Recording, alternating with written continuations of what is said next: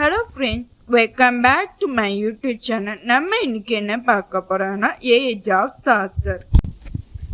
இவர் 3 king rule பண்ணிட்டப்ப அவர் பிறந்துக்காரு, வாழ்ந்தவும் செஞ்சுக்காரு. அதே சமயம் இந்த 3 கிங் இருக்கும்போது அவர் இறந்தவும் செஞ்சுக்காரு. எட்வர்ட் III ரூல் பண்ணிட்டு இருக்கப்ப அவர் பிறந்துக்காரு. ரிச்சர்ட் II அதுக்கப்புறம் ரூல் பண்ணப்ப அவர் வாழ ஆரம்பிச்சுக்காரு, அவர் வாழ்க்கையை ஸ்டார்ட் பண்ணிக்காரு. ஹென்ரி IV ரூல் பண்ண ஆரம்பிச்சப்ப அவர் இறந்துக்காரு. சார்ஜரோட டேட் ஆஃப் பர்த் பார்த்தீங்கன்னா 1343. இவரோட டெத்து பார்த்தீங்கன்னா 1400. இவர் ஒரு ப்ரொஃபஷனல் கோர்ட்டியர் சிவில் சர்வெண்ட். இவர் வைன் ட்ரேடர்ங்கிற ஒரு ஃபேமிலி பண்ணிட்டு இருக்கிற ஒரு ஃபேமிலி இருக்கிறதான் இவர் பிறந்துக்காரு. 2 தடவை ஃப்ரான்ஸ்க்கும் டேடிக்கும் அவர் போயிருக்காரு. அப்போ டான்டி, பிரிட்டாஷ், பொக்காஷியோ அவங்கள மீட் பண்ணிக்காங்க. புக் ஆஃப் டஷஸ்னா இவரோட ஃபர்ஸ்ட் ஒர்க். இது ஒரு ட்ரீம் போயம். டெத் ஆஃப் பேஞ்சஸ்க்கும் ஒய்ஃப் ஆஃப் ஜான் குவான்ட்க்கும் இவர் எந்த போயம் எழுதிக்காரு. இது ஒரு கன்சலேஷன் போயம் மாதிரி தான் இருக்கும். ஹவுஸ் ஆஃப் ஃபேம் ஒரு இன்ஃப்ளூயன்ஸ்டு ஒர்க்கு சொல்லலாம். சார்ஜர் வருது. இது யாரோட இன்ஃப்ளூயன்ஸ்டு ஒர்க் மாதிரி இருக்குன்னா டான்டேயோடது டிவைன் ஆஃப் காமெடி. இது ரெண்டுமே கிட்டத்தட்ட ஒரே மாதிரி தான் இருக்கும். ஆக்சுவலி அதுலேருந்து இன்ஃப்ளூயன்ஸ் தான் அவர் ஹவுஸ் ஆஃப் ஃபேம் அவர் எழுதிப்பார். கேண்டர்பரி டேஸ் இது அவரோட ஒன் ஆஃப் த மோஸ்ட் ஃபேமஸான போயம். இது எப்போ பிகின் ஆயிடுக்குன்னா 1387 அண்ட் அன்கம்ப்ளீட் ஆயிருக்கு.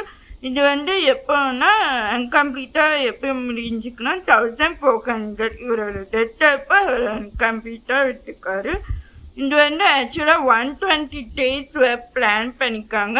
ஆனால் நமக்கு கிடைச்சது 24 days. அதுலேயும் 24வது days 1 தான் முடிச்சுக்காங்க, இன்னொன்று அவர் முடிக்கல. 30 pilgrims ட்ராவல் பண்ணிக்காங்க, இன்க்ளூடிங் சார்ஜர் சேர்த்து. எங்கன்னா சவுத் வேக் டு கேண்டர்பரியில் 2 days அந்த வே. அதுக்கப்புறம் 2 days அந்த பேக்கில் சொல்கிற மாதிரி டிசைட் பண்ணிக்காங்க.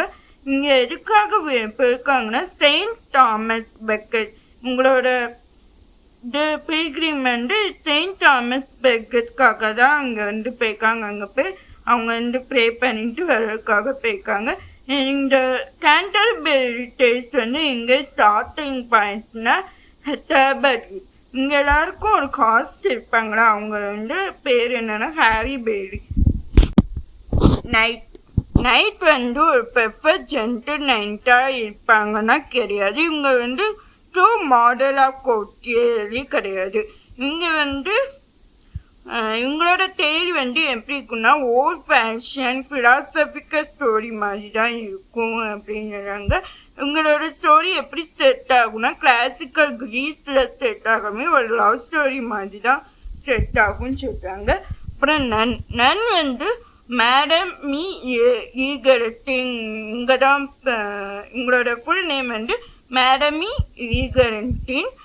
இவங்க ஒரு பிளேயர்ஸஸ் கூட 2 ப்ரீஸ்ட் கூட ட்ராவல் பண்ணுவாங்க. இவங்க எப்படின்னா சென்சுவல் உமன், ரொம்ப பாவப்பட்ட உமன். எப்படின்னா நாய்க்கு அடிப்பட்டா கூட தாங்க மாட்டாங்க. யாராச்சும் அவங்கள நாய் அடித்தா கூட அவங்க அதை தாங்க மாட்டாங்க. அவங்க உடனே உடைஞ்சிருவாங்க. அப்படிப்பட்டவங்க. இவங்க கையில் எப்போதுமே ஒரு ப்ரோச் மாதிரி இருக்கும். அதில் ஒரு மோட்டோ மாதிரி இருக்கும். அது லவ் கான்ஸ்குவெஸ்ட். அது லாட்டினில் எழுதப்பட்டிருக்கும். எங்களோட தேரி என்னன்னா ஃபேரி ட்ரெடிஷ்னல் அண்ட் கிரிட்டிக்கல் ஸ்டோரியும் of mother fairy traditional and critical story of marriage தான் உங்களோட டேலாக இருக்குது.